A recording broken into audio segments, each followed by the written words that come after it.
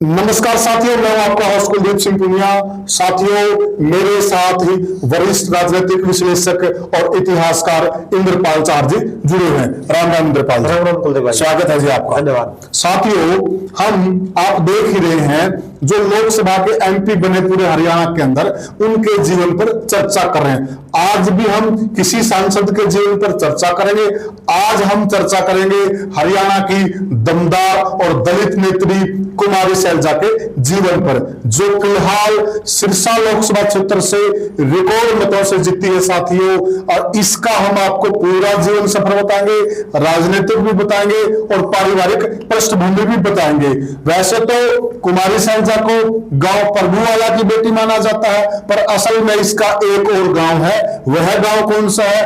दर्शकों को भी इस बात का बड़ा अचरज होगा और इंतजार होगा कि हम तो ये सुनते आ रहे कि कुमारी शैलजा गांव प्रभुवाला की बेटी है, पर ये सारी जो हमारे साथ चर्चा करेंगे, हमें जो सारी जानकारी देंगे इतिहास की, इंद्रपाल चार जी देंगे। और इंद्रपाल चार जी इस एरिया के अच्छे इतिहासकार भी हैं। इंद्रपाल जी, अब आप हमें बताइए जो कुमारी शैलजा का पूरा जीवन परिचय। कुलदीप भाई, देखिए, जब कुमारी शैलजा का नाम आता है, चौधरी दलवीर सिंह का नाम आता है, चौधरी नेकी राम का नाम आता है जी, तो प्रभुवाला गांव का नाम इनके साथ ऑटोमेटिक जुड़ जाता है क्योंकि इनका गांव है जी।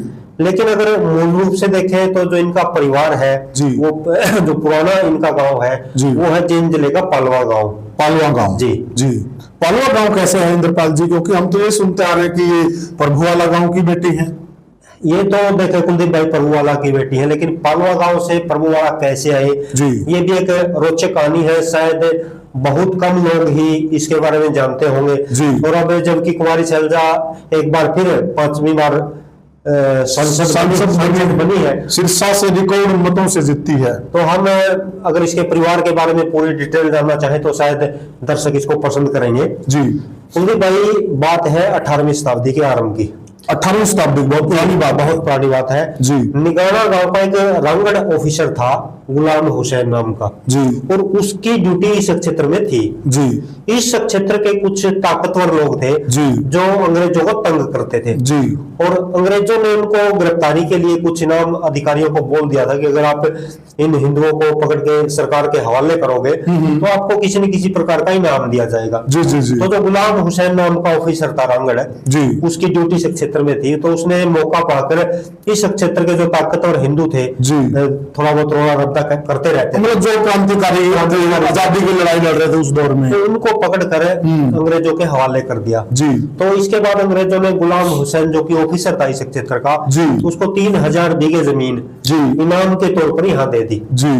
और यहाँ जो बस्ती बसी उसका नाम नहीं था जी, उसका जो गुलाम हुसैन ऑफिसर था उसके पिता का नाम था खुरम राम जी। तो इस बस्ती का नाम उन्होंने अपने पिता खुरम के नाम पर खुरम पर रख दिया जी, और यहाँ पर धीरे धीरे बस्ती बढ़ने लगी। तो साथियों, यहाँ बात निकल के आई कि प्रभुवाला का जो आज का नाम प्रभुवाला है, उससे पहले ही इस बस्ती का नाम खुरमपुर था जी। भाई, जो गुलाम हुसैन था उसको फिर डर सताने लगा। जिन हिंदू लोगों को उन्होंने अंग्रेजों के हवाले किया है जी, वो आजाद होने के बाद या फिर उनका परिवार जी उस पर किसी प्रकार का अटैक ना कर दे, बदला ना ले, उनके परिवार ले ले जी, तो किसी न किसी प्रकार की वो सुरक्षा चाहता था। तो उधर से दड़ोदा से एक नैन गोत्र का आदमी प्रभु नाम का, प्रभु राम नैन, उसका गोत्र नैन था और गांव दड़ोदा था जी। इस क्षेत्र में आसपास जंगल ज्यादा था ही जी, तो भैंस चराने के लिए आता था जी। और जब उसकी मुलाकात गुलाम हुसैन से हुई, जो प्रभु राम था काफी हट्टा कट्टा और ताकतवर था, तो उसने गुलाम हुसैन ने उसे प्रभु राम से बात की कि आप यहीं रहने लग जाओ जी जी। तो बोला, मैं जाट हूँ, मैं गोत्र का हूँ, यहाँ रहूंगा तो जो मेरे भाई है दड़ोदा में वो नाराज हो जाएंगे जी। मेरा क्या फायदा है, मुझे क्या मिलेगा, क्योंकि हर एक आदमी अपना फायदा देखता है जी जी। तो गुलाम हुसैन ने प्रभु राम को कहा कि मैं यहाँ आपको जमीन भी दूंगा काफी जी, और जो गांव का नाम है खुरमपुर जी, उसका नाम बदल के आपके नाम पर कर दूंगा, आपके नाम पर कर दूंगा, मतलब खुरमपुर से नाम बदलकर प्रभुवाला हो जाएगा आपके नाम पर जी। तो इस बात पर वो राजी हो गया। तो यहाँ से मतलब जो खुरमपुर का नाम प्रभुवाला, यहाँ से शुरुआत होती है, यही से शुरुआत होती है जी। तो प्रभुराम ने अपने नाम से एक जो भैंस रखता था जोड़ी भी खोदी और अब भी तालाब बनवाया। तालाब अब भी है, हालांकि तालाब नहीं रहा, उस जगह का नाम है प्रभुवाला तालाब जी। तो एक जोड़ी बनाई, तालाब बनाया, वो उसी के नाम से था और गांव का नाम खैरमपुर से प्रभुवाला हो गया जी। लेकिन इसके बावजूद भी गुलाम हुसैन को थोड़ा बहुत डर रहता था कि हालांकि मतलब वो पूरी तरह अपने आप को सुरक्षित महसूस नहीं कर रहा था जी। तो उसके दिमाग में आइडिया आया, जो उसकी खुद की पत्नी थी जी कामदेव जी, उसकी एक सहेली थी रिजका देवी जी, इसी गांव की प्रभुवाड़ा की जी, और रिजका देवी की शादी जिला जींद के गांव पालवा में मोहर सिंह से हुई थी जी। तो जो मोहर सिंह था चमार जाति से जी अक्सर अपनी ससुराल आता रहता था, आना जाना था उनका। और गुलाम हुसैन ने भी उसको देखा था, जो मोहर सिंह था वो भी काफी शक्तिशाली था जी जी। तो गुलाम हुसैन के दिमाग में ये बात गई, अगर मोहर सिंह भी यहाँ आ जाए जी तो अच्छी तरह से उसकी खुद की सुरक्षा हो जाएगी और वो अपने परिवार को लेकर और खुद को सुरक्षित महसूस भाई मैं ज्यादा सुरक्षित हो जाऊंगा। उस दौर में होता भी यही था, लोग दूसरे गांव से लोगों को लाकर बसाते थे सुरक्षा की दृष्टि की, ये आम बात थी उससे। आम बात थी उससे। तो गुलाम हुसैन ने अपनी पत्नी कामदेव से कहा कि आप जो आपकी सहेली है रिजका देवी जी उससे बात करो और उसको कहो कि वो अपने पति मोहर सिंह को यही ले आए, हम जमीन भी देंगे और अपना परिवार इससे सुरक्षित हो जाएगा। मोहर सिंह काफी ताकतवर था जी।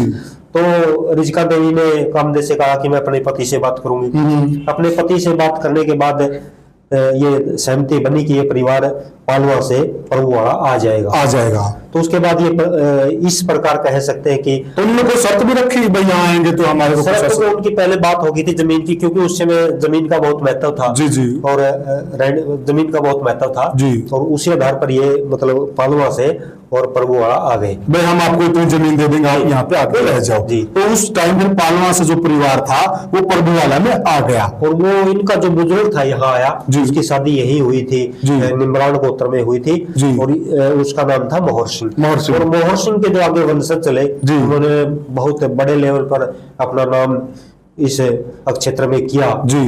इसके 3 लड़के हुए, कन्हैराम जी, बोबल सिंह जी और हिरदुराम जी। जो इसमें बोबल सिंह थे वो कांग्रेस के प्राथमिक सदस्य थे। अच्छा जी जी। और जो कन्हैराम थे उनको 3 लड़के हुए जी, सुदाराम जी, ग्यासुराम और दलबीर जी। दलबीर का नाम काफी सुना है सभी। दलबीर सबसे छोटे थे, दलबीर से छोटे एक और थे, उसका 4 लड़के थे, एक का ध्यान नाम में थे जी। तो दलबीर सिंह को 2 लड़की हुई, नताशा एक जो कि एक IAS बनी जी और कुमारी सैलजा और ग्यासुराम को लड़का हुआ जगन्नाथ जी। अब आमतौर पर जब भी सैलजा का नाम आता है तो जगन्नाथ का नाम साथ में आता है। तो इस रिश्ते को आप देख सकते हैं कि कन्हैराम के जो लड़के थे उसमें सुदाराम, ग्यासुराम और दलबीर, एक का नाम ध्यान नहीं है। तो ग्यासुराम का लड़का था जगन्नाथ और दलबीर को 2 लड़की थी, नताशा और कुमारी सैलजा। तो इस प्रकार कह सकते हैं कि आप सभी में चचेरे भाई बहन हैं जी। तो साथियों यहाँ से इस परिवार की एंट्री कैसे यहाँ गांव प्रभुवाला के अंदर होती है। यह गांव यह परिवार मूल रूप से गांव पालवा का रहने वाला था। पैतृक गांव इनका, पुराना गांव इनका पालवा है। शायद चुनाव के अंदर उन्होंने कहा भी था कि मेरा पुराना गांव पालवा है। ये जब पालवा गांव में गई थी कुमारी सैलजा जी पिछले 5-6 महीने पहले जी, तो प्रेस कॉन्फ्रेंस के दौरान उन्होंने ये बात कही थी कि जो मेरा पुराना गांव है वो पालवा है।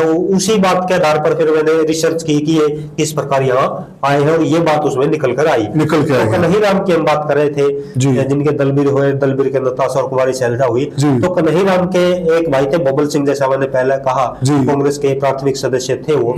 तो उसको भी 3 लड़के हुए, जुगाराम, चंदगीराम और नेकीराम। तो नेकीराम का भी बड़ा नाम इस परिवार में है। 1982 में वो रतिया से विधायक रहे। अच्छा। और एक चुनाव शायद वो बरवाड़ा से हार भी गए थे। अच्छा। तो कह सकते हैं कि जो मोहर सिंह है उसके परिवार में 2 अमल है, एक तो दलबीर सिंह हो गए जो सांसद बने, कुमारी सैलजा हो गई वो सांसद रही और इसी परिवार में मोहर सिंह के परिवार में एक आगे नेकीराम, तो वो 1982 में रतिया से विधायक रहे हैं। तो कह सकते हैं कि इस परिवार में 3 राजनीतिक लोग हुए। तो कहने का भाव ये कि इस परिवार का जो राजनीतिक दबदबा या वजूद है तो ये आज से नहीं पहले से है।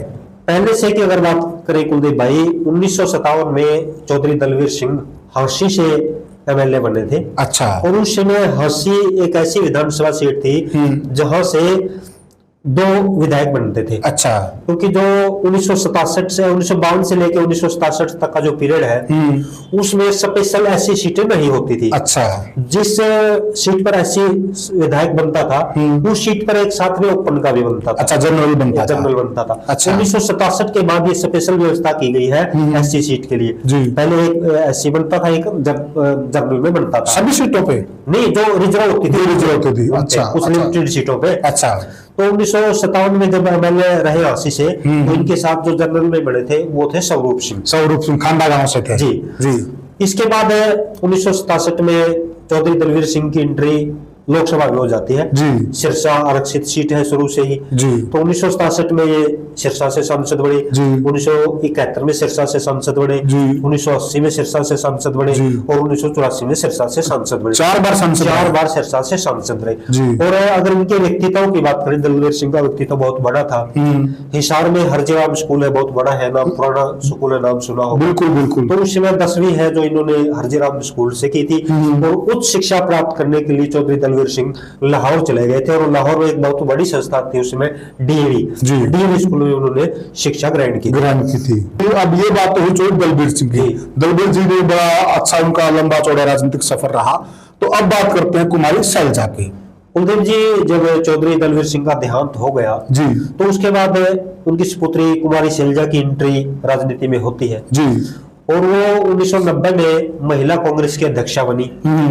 फिर उन्होंने 1991 में लोकसभा का चुनाव लड़ा जी, और वे मंत्री भी बनी जी में। इसके बाद 1996 में भी उन्होंने सिरसा से ही चुनाव लड़ा जी, और 1996 में भी वो जीती। हालांकि 1998 का जो चुनाव था सिरसा से, वो हार गई थी जी। जब 2004 का समय आया तो उन्होंने अपना हल्का चेंज कर लिया था। अम्बाला भी आरक्षित सीट है। तो 2004 में जब कांग्रेस की सरकार आई, मनमोहन सिंह के नेतृत्व में सरकार बनी, हाँ जी, तो वो 2004 में सिरसा से सांसद बनी जी, और 2009 में अम्बाला से सांसद बनी जी, और इस दौरान वो मंत्री भी रही जी। और 2014 से लेके 2020 तक वो राज्यसभा की मेंबर भी रही है। अच्छा। और इसके साथ साथ आपने भी पता होगा कि हरियाणा प्रदेश कांग्रेस कमेटी की अध्यक्ष भी वो रही हैं। एआईसी की मेंबर भी काफी लंबे समय तक वो रही हैं। और अब जब 2024 में जब से लोकसभा के चुनाव के चर्चे शुरू हुए थे, लोकसभा के लिए डेट आई थी चुनाव की, बिल्कुल, तभी से चर्चा शुरू हो गई थी कि कुमारी शैलजा अगर अम्बाला से चुनाव लड़ती है तो उनकी फाइट होगी, वो हार भी सकती है, जीत भी सकती है। अगर कुमारी शैलजा सिरसा से चुनाव लड़ती है तो एक तरफी जीत उनकी शुरू से ही बताई जा रही थी। और कुमारी शैलजा ने भी समय को भांपा और उन्होंने अम्बाला को छोड़ के सिरसा से चुनाव लड़ा और एक बहुत ही शानदार जीत उन्होंने रिकॉर्ड मतों से जीत दर्ज की। तो साथियों, यह हमने चर्चा की कुमारी शैलजा पर। कुमारी जो शैलजा का राजनीतिक सफर है, बड़ा सुनहरा सफर है। बहुत जो बड़े सांसद हैं, लगातार जीतते हैं, या जो कई बार हरियाणा लोकसभा से एमपी रहे हैं, उनमें इनका नाम शुमार है। 5 बार ये लोकसभा की सदस्य बन चुकी हैं। इस बार जो बनी है 5वीं बार बनी है। तो इसमें एक दर्शकों के मन में बड़ा रहा हुआ कि जो आप बता रहे कि जो मुसलमान यहाँ पे वो थे, तो बाद में उनका क्या हुआ? कि दर्शकों के मन में सवाल चल रहा है, फिर वो कहाँ पे गए, उनका क्या हुआ? कुलदीप जी वो भी बताएंगे, लेकिन आपने कहा कि 5वीं बार बनी है जी। तो ये बात भी हम दर्शकों को बताना चाहेंगे कि कुमारी शैलजा से अधिक 6 बार केवल राव इंद्रजीत ही सांसद बने हैं। उनके बाद 5 बार जो सांसद बनी है वो कुमारी शैलजा है। 1952 से लेके 2024 तक का रिकॉर्ड है। पूरे हरियाणा में 6 बार सांसद रहे हैं राव इंद्रजीत और 5 बार सांसद बनी है कुमारी शैलजा।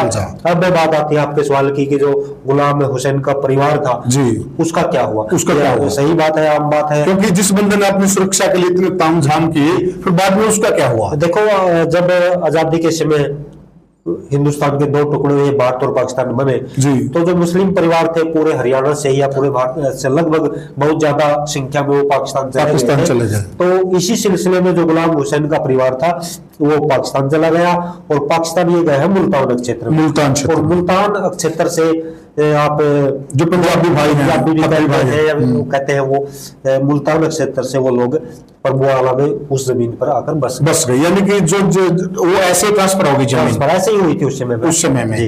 तो साथियों, यह हमने जो चर्चा की, ये हमने चर्चा की हरियाणा की दबंग नेत्री, दलित नेत्री कुमारी शैलजा के जीवन पर। आपको ये हमारी चर्चा कैसी लगी, हमें कमेंट सेक्शन में जरूर बताइएगा, और वीडियो को ज्यादा से ज्यादा शेयर कीजिए।